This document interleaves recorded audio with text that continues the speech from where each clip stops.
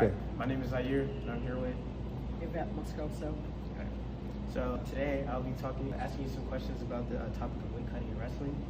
So the first question I have for you is, what are the short-term and long-term risks of weight cutting and wrestling?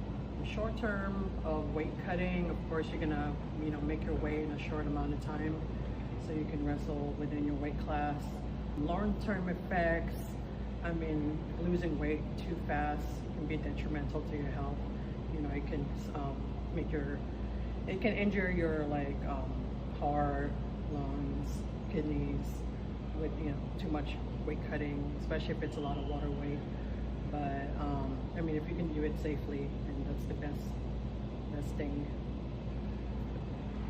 Second question, what changes would you like to see in how wrestling programs approach weight management? I feel like in Virginia we do have a good program intact. You can cut your weight safely. We do weight control with the athletic trainers, so we weigh them, make sure they're hydrated at first, and then make sure that we do body fat testing. So if they're dangerously too low, then we can manage them, make sure that they're not going to get in trouble, or they're also not going to be detrimental to their health. Do you believe that the hydration testing and body fat testing that's in place is beneficial to combating severe weight cutting? Yes. I'm from California, and I've also worked in Nebraska. We don't have a weight management in either of those states, and I've seen people who quit wrestling because it was too hard for them, or quit wrestling because it was too hard on their body. They had to go to the hospital because they lost too much weight too fast. But here in Virginia, we see less of that, and then the athletes can cut weight, girls or guys, safely.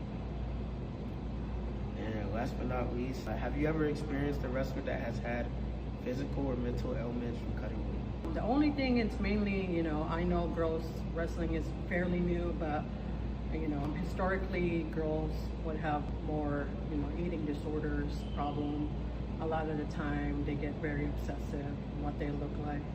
Also the weight cutting, and even in men, we see in the wrestling that eating disorders can happen. You can do it safely with making sure you lose the weight safely, you're still eating something, and also making sure you're hydrated. So those are all the good factors. But if you're not, if you don't eat right and then lose the weight fast, then you might end up in a hospital.